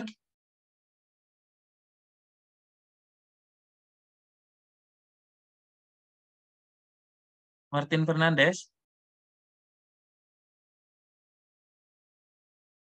Marta Padang hadir? Saya, Pak.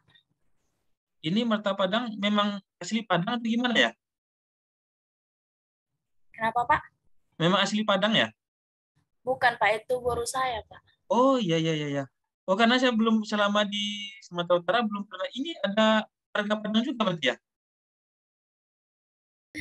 Itu Batak, Pak, warga Padang. Oh, iya, ya. Mungkin saya karena dulu di Langkat kali ya, jadi mungkin belum banyak bertemu yang ke arah Pak kali ya. Karena dia beda ya kan? Antara di Langkat ataupun ke arah Sibolga, Pak beda ya kan? Kalau di Langkat dulu saya banyak jumpanya Sembiring, Tinting, Perangin Angin. Nah, itu banyak tuh kawan-kawan saya yang warganya itu. Kemudian lagi Fahmi dari Zal Hadir, Pak. hadir ya. Aura Natasha hadir. Saya, Pak. Ya. Jonathan Saragi hadir. Saya, Pak. Ya. Ini Joseph Owen Christopher Siahaan hadir. Hadir, Pak. Jonathan Saragi hadir. Hadir, Pak. Ya. Kemudian Julianda Akmal hadir. Hadir, Pak.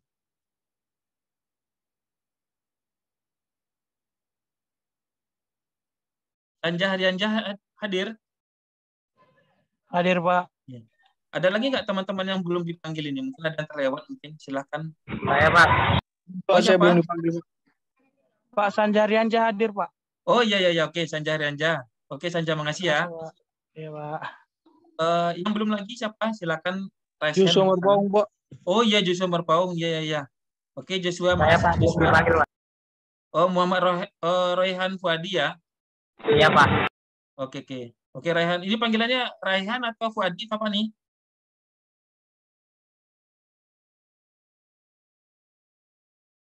Apa lagi ya? Ada lagi yang belum dipanggil?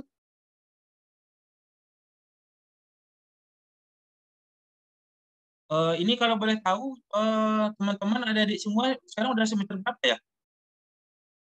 Semester 4. Oh, semua semester 4 ya? Iya, Pak. Iya, Pak. Berarti belum ada yang ngambil sistem proteksi ya? Belum, Pak. Belum, Pak. Ya, sistem proteksi nanti sore. Kebetulan kelasnya sama rekan saya yang satu lagi, Muhammad Hadi Putra. Nah, jadi sebelum teman-teman atau adik-adik mengambil sistem proteksi, itu alangkah baiknya, atau mungkin bukan alangkah baiknya, tapi wajib gitu. Wajib memahami etap. Jadi makanya mungkin di sini nanti di pertemuan berikutnya kita akan membahas etap secara basic dulu pastinya. Jangan langsung ke proteksi, tapi mulai dari aliran daya, analisa susut, analisa drop tegangan gitu.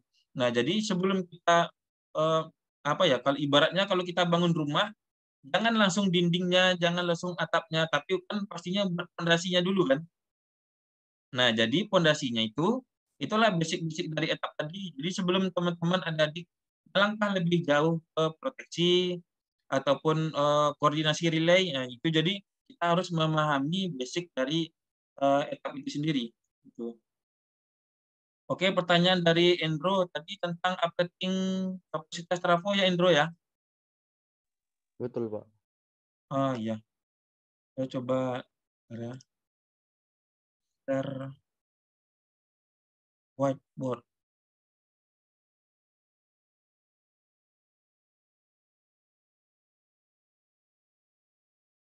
Nah, ini tampilannya sudah berubah ya? Tampilan putih ya kan? Nah, secara pembebanan trafo, ya kan? Di sini kita carinya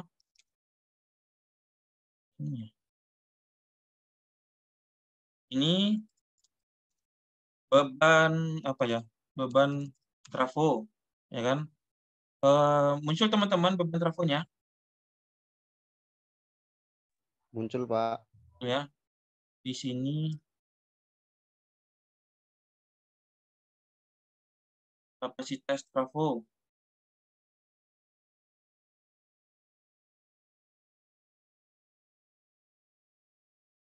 Nah, beban trafo dibagi kapasitas trafo, kemudian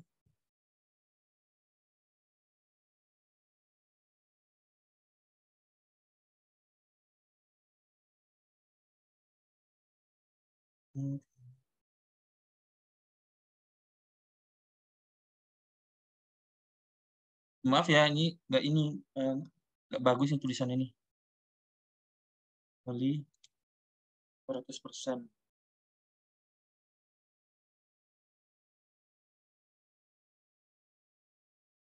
Ini nampak ya teman-teman ya, beban trafo dibagi dengan kapasitas trafo kali 100% ya kan.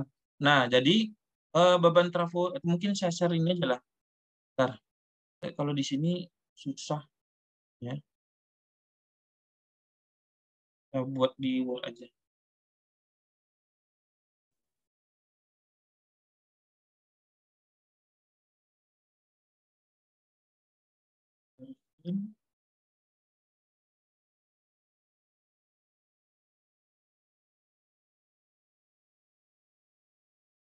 Nah, oke, ini nampakkan teman-teman ya.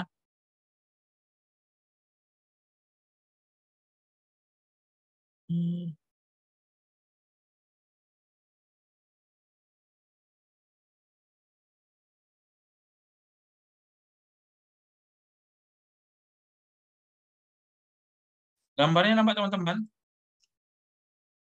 Nampak, Pak. Nampak, Pak. Ini beban trafo dibagi dengan kapasitas trafo kali 100%.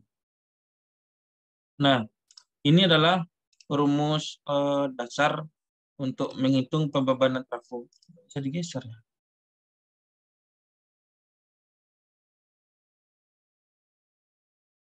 Oke. Pada di standar PLN ini sendiri, jika beban di atas 80%, maka dianggap overload.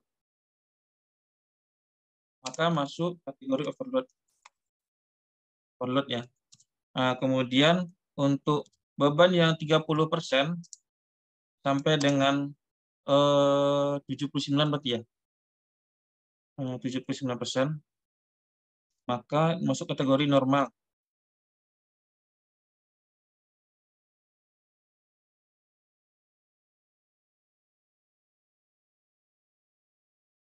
Sedangkan beban yang di bawah 30% masuk kategori underload. Nah, operating trafo itu, misalkan kalau kita beban trafo pastinya kan sudah diukur ya dari bebannya berapa baik itu di fase RS-nya, di fase R-nya bebannya berapa, S-nya berapa, T-nya berapa. Nah, nanti cara ngukur beban trafo, yaitu ini beban induk ya. Beban induk dikalikan tegangan, beban induk ini dalam artian dia beban total ya. Jadi beban trafo tadi, di sini saya akan share.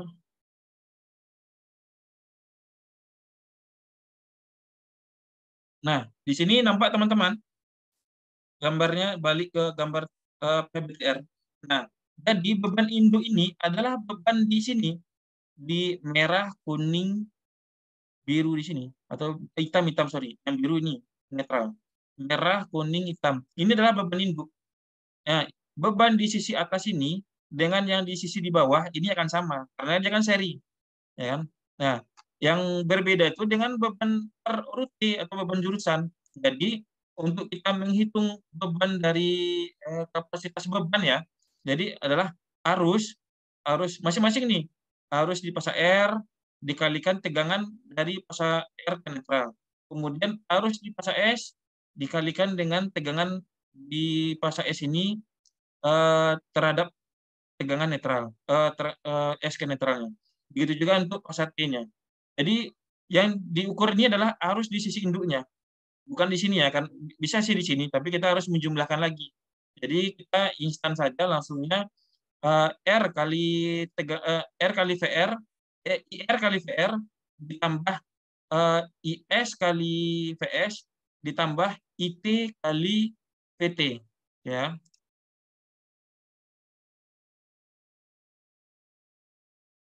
Tangan tersebut. Jadi IR kali VR. VR-nya adalah tegangan di R terhadap netral. Tambah IS kali VS. VS-nya adalah tegangan di fase S terhadap netral. Satu fase nih maksudnya. Tambah IT kali VT. Nah, ini kemudian dibagi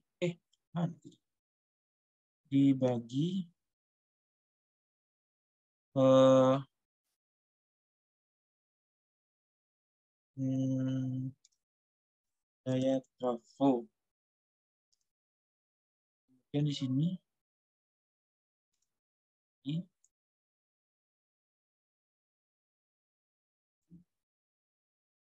100%.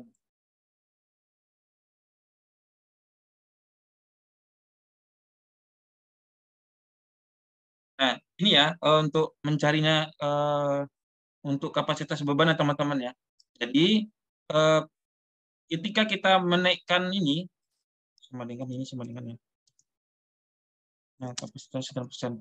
Otomatis dengan kita menaikkan kapasitas trafo, otomatis pembaginya kan akan semakin besar. Jadi yang sebelumnya dia 50 kVA, kalau 50 kVA dia berarti 50.000 VA. Kalau ini kan hasil kalinya sudah VA juga.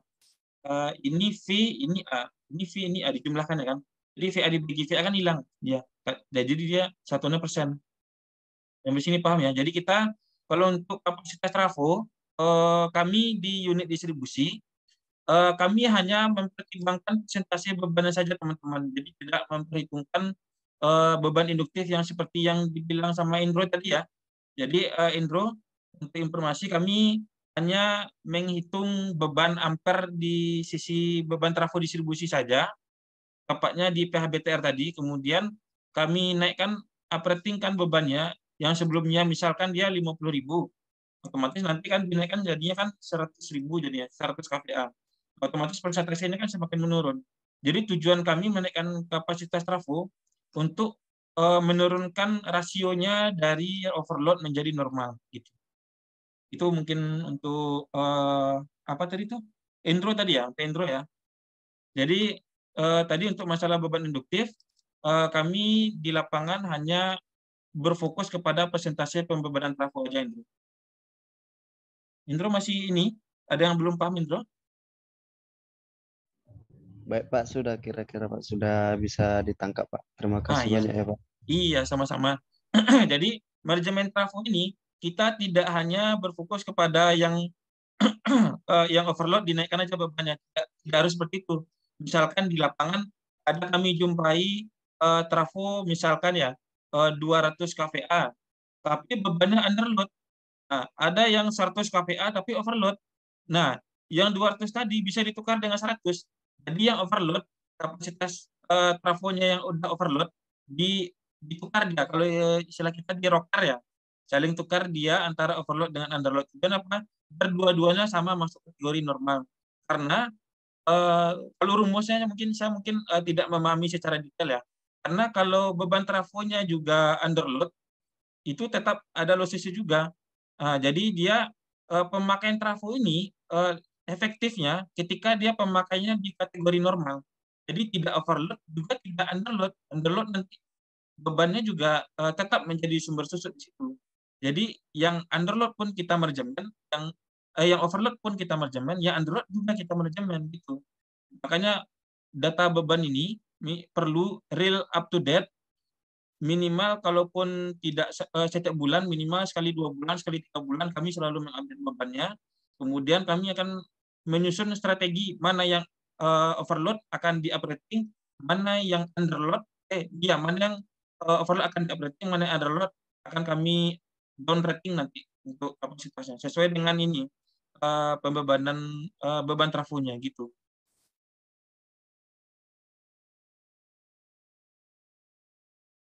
Oke, untuk sampai di sini masih ada teman-teman yang ini masih belum paham atau ada yang ingin ditanyakan?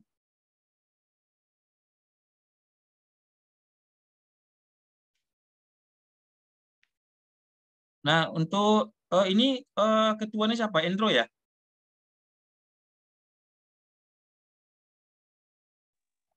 Bukan Pak.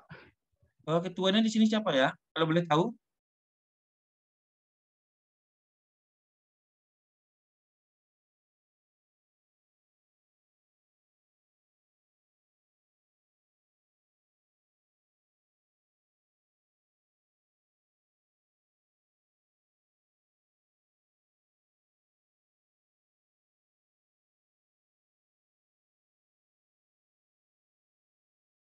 Oke, kalau gitu mungkin saya minta bantu Endro aja lah, Iya Pak.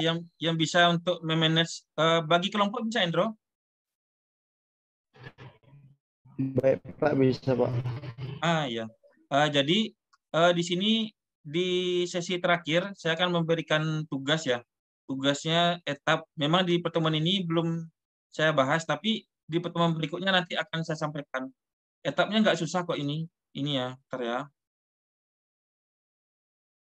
Di slide yang sudah saya share tadi, nah ini ada tugas.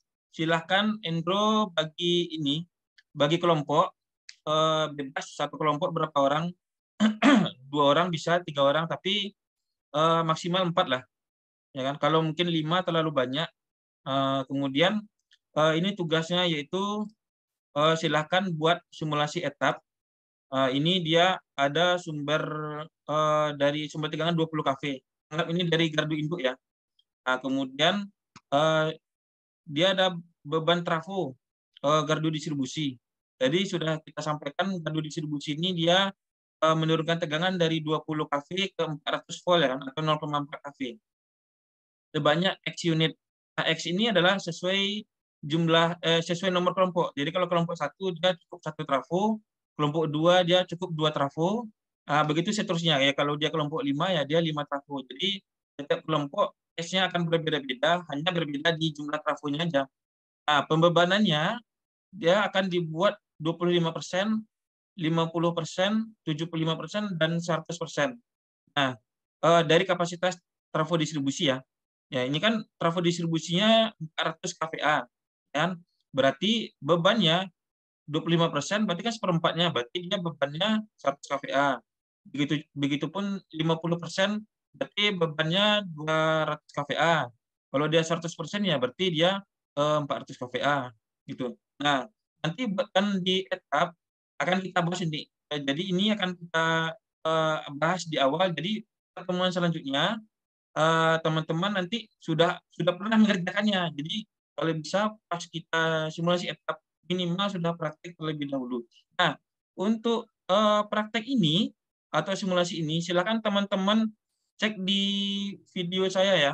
Bentar ya. Saya coba cari di YouTube. Saya juga tidak akan ini tidak akan ngasih apa ya. Bukan berarti saya lepas gitu aja, tetap saya kasih panduan. YouTube sebentar ya.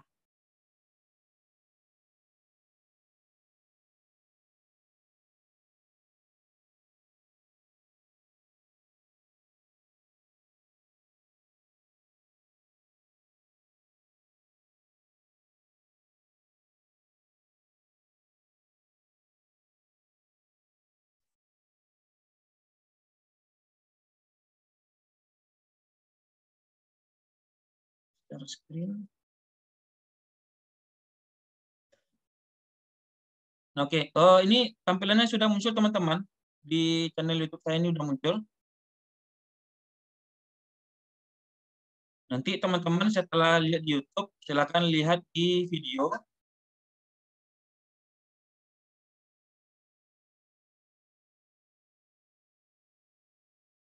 Di video, kemudian klik di ini bentar ya, biar saya carikan videonya ya. Jadi ini durasi kita itu memang termaksimalkan untuk pembahasan materi. Jadi kalau untuk latihan dari awal, teman-teman atau adik-adik bisa nanti ngulang-ngulang videonya. Makanya saya tidak langsung kasih praktek etapnya. Ya. Ah, ini dia nih. Nih pengaruh tab dan persen beban trafo. Nah, ini ya. Ini videonya 3 bulan lalu. Ini dari awal ini pembuatan videonya dari awal. Jadi teman-teman jangan bingung, jangan takut karena di sini bagi yang belum pernah menggunakan etap di sini dari awal sudah saya bahas juga. Mulai dari nol ini loh. Mulai dari pembuatan ininya, mulai dari sumbernya gitu kan. Kemudian langsung ke trafo karena kita tidak membahas susut di jaringan di kabel ya. Jadi inilah persis kita tinggal, tapi di sini kan ada pengaruh tab nih. Nah, kita berfokus kepada persentase beban trafo aja. Jadi kita tidak main di tab trafo ya. Nah, silakan teman-teman lihat di channel saya, kemudian pelajari di bagian pengaruh tab dan persentase beban trafo ya. Oke, mungkin tugasnya akan dikumpul minggu depan. Silakan email ke email saya di hamdireza@pln.co.id. Kemudian jika ada kendala nanti silakan sampaikan di grup. Insya Allah itu nggak sulit kok. Itu betul-betul basic. Jadi pertemuan selanjutnya kita pas langsung bahas etap, kawan-kawan nggak kaget nanti. Gitu. Jadi kalau bisa udah ngulang-ngulang, ada yang ragu nih atau ada yang lupa, ngulang lagi, track lagi videonya. Nggak sulit kok. Oke, mungkin demikian yang ini saya sampaikan pada video kali ini. Selanjutnya, jika ada salah, mohon dimaafkan. Selanjutnya saya kembalikan kepada Ibu Erita Astrid. Oke, terima kasih banyak ya. Tadi sudah disampaikan oleh Pak Hamdi. Ini sangat bermanfaat sekali ya. Saya aja nanti juga ada ternyata beberapa part yang saya pelajari. Ternyata apa yang kita pelajari di teoritis, ternyata in case realnya di lapangan itu tidak seperti ini gitu ya. Ternyata ada beberapa teknis ternyata di lapangan harus seperti ini gitu ya. Itu juga beberapa hal yang saya sendiri secara pribadi, secara personal juga tidak saya dapatkan pengalaman yang seperti itu. Makanya sebenarnya program praktisi mengajar ini sangat bagus sekali ya Pak Hamdi ya. Karena memang mahasiswa ini ya seperti ini tadi, kadang-kadang ada yang kita pelajari secara teoritis itu ternyata di lapangan seperti ini loh implementasinya gitu. Bagusnya seperti ini. Oke. Saya mengucapkan terima kasih banyak Pak Hamdi. Tadi sangat bermanfaat sekali. Nah, tadi Pak Hamdi juga sudah menyampaikan ke adik-adik ya mengenai etap ya. Itu memang benar-benar kalau misalnya kita di power system ya, di sistem tenaga listrik ya, kalau kita mengatakan harus kuat ya Pak Hamdi ya. Ya, betul. Harus kuat. Itu etap itu benar-benar skill wajib sih sebenarnya. wajib yang harus dipelajari dan dimiliki oleh mahasiswa-mahasiswa teknik elektro yang nantinya itu mungkin tertarik untuk mempelajari lebih dalam mengenai power system atau arus kuat. Jadi itu memang skill wajib adik-adik sekalian. Dulu di zamannya kita kuliah, saya 2006 ya, Pak Hamdi 2008, Ya, itu etap sudah familiar ya, sudah mulai familiar juga ya Pak Hamdi ya. Iya, Bu. Tetapi kalau nggak salah di zaman itu belum begitu banyak dipakai oleh PLN nggak sih di tahun 2006-2008 belum ya? Belum, Bu. Belum. Analisanya itu masih secara manual merekanya kalau nggak salah ya Pak Hamdi ya. Kalkulasinya itu masih secara manual. Dan ternyata sekarang etap itu justru sudah banyak, memang sudah familiar ya di lingkungan kerja PLN ya Pak Hamdi ya. Ya, betul, Bu. Ya, jadi buat adik-adik sekalian mulai dari sekarang kalau bisa diasah skillnya, terutama satu skill yang tertarik ya untuk bekerja, mungkin ya untuk mendalami di bidang arus kuat atau power system ke depannya. Etap itu adalah salah satu skill yang wajib Anda kuasai. Jadi itu sih menurut saya. Jadi, Anda dari mana sih Bu belajar etap? Nanti untuk yang saya kebetulan juga ada buat satu modul. Tapi kemarin saya modulnya itu fokus ke power flow, load flow analisis yang menggunakan etap. Nanti bisa saya share juga di grup perkuliahan untuk membantu adik-adik sekalian untuk mengenal terlebih dahulu etap itu seperti apa, kemudian tools-toolsnya dan segala macamnya ya. Nanti juga akan saya share di grup perkuliahan nanti ya. Modul perkuliahan, kebetulan semester kemarin kalau nggak salah saya membuat modul mengenai penggunaan etap, tapi itu khusus untuk case-nya itu adalah load flow analisis dan juga untuk memperbaiki faktor-faktor daya yang ada pada sistem tenaga listrik. Jadi saya rasa cukup sekian ya Pak Hamdi. Terima kasih banyak Pak Hamdi. Adik-adik sekalian sebelum saya close untuk meeting hari ini, ada yang mau ditanyakan lagi ke Pak Hamdi? Mungkin terkait di luar perkuliahan mungkin? Sampai di sini saya mau tanya, ada nggak sih yang berminat mau kerja di PLN seperti Pak Hamdi? Atau tidak ada yang berminat gitu? Ada yang berminat nggak? Berapa orang di sini berminat menjadi menjadikan PLN itu salah satu goal utamanya nanti setelah saya lulus, goal utama saya harus kerja di PLN gitu. Ada nggak sih? Saya Bu. Banyak ya. Saya berdoa semoga adik-adik sekalian bisa mendapat karir yang bagus kalau bisa memang di PLN ya. Pak Hamdi aja sampai berapa tahun sampai pindah kerja berapa kali ya bisa lulus di PLN ya Pak Hamdi ya? Ya, ketiga baru lulus, kali. Iya, 3 kali. 2 kali gagal ya Pak Hamdi ya. 2 kali gagal tes, ketiga kalinya baru berhasil Pak Hamdinya. Insya Allah adik-adik nanti sekalian pasti akan mendapat karir yang bagus juga. Tapi memang balik lagi ke diri masing-masing adik-adik sekalian. Kan saya sudah berapa kali menyampaikan kalau Anda semua hanya mengharapkan apa yang Anda dapat di dunia perkuliahan, di kelas, itu enggak seberapa adik-adik sekalian. Karena itu memang balik lagi ke diri kalian. Itu dia ya. Apalagi skill-skill itu kalau misalnya Anda cuma mengharapkan duduk di bangku perkuliahan itu enggak ada sama sekali. Ya Pak Hamdi ya? Kita pun juga seperti itu dulu ya Pak Hamdi ya? Betul Bu, ya. Ya, itu memang tekad dari adik-adik sekalian. Kalian ingin berkembang, kalian ingin maju, kalian ingin berusaha, itu balik lagi ke diri sendiri masing-masing. Itu ya. Jadi saya rasa cukup sekian pertemuan hari ini. Terima kasih banyak Pak Hamdi. Dan saya juga sangat mengapresiasi partisipasi dari adik-adik sekalian untuk kelas distribusi ini. Saya harap untuk di pertemuan selanjutnya banyak yang lebih aktif lagi ya untuk bertanya, untuk berdiskusi. Mungkin tidak hanya Bagus dan Endro, mungkin nanti ada dari Royhan ya, kemudian dari Martin, dari Haura, Dito, Pergaulan ya, Mama Fatur dan rekan-rekan yang lain. Oke, cukup sekian. Terima kasih banyak. Selamat siang. Assalamualaikum warahmatullahi wabarakatuh. Ya, Bu, terima kasih Bu dari semua ya. Salam. Dan Ibu. Ya. Terima kasih Bu. Terima kasih Pak. Ya, sama-sama. Bu, nanti ya Bu, untuk video nanti saya share nanti ya Bu. Iya. Bapak di-upload juga nggak sih di akun YouTube Bapak ini? Nggak apa-apa, biar nanti mana tahu adik-adik ini masih mau. Nggak apa-apa, terserah Bapak. Oh iya ya Bu, nanti saya upload nanti Bu ya. Nanti ini nanti saya share ya Bu. Boleh. Oke. Ya Bu. Makasih Bu. Karena mungkin nanti bisa jadi nanti link ini juga bisa di-share ke, soalnya ada kelas distribusi, kelas lain. Mungkin bisa saya bagi linknya untuk di-share ke kelas distribusi yang satu lagi. Bisa Bu. Baik Bu kalau gitu Bu. Makasih ya Bu, adik semua ya. Ya, terima kasih. Saya izin live ya. Ya Bu.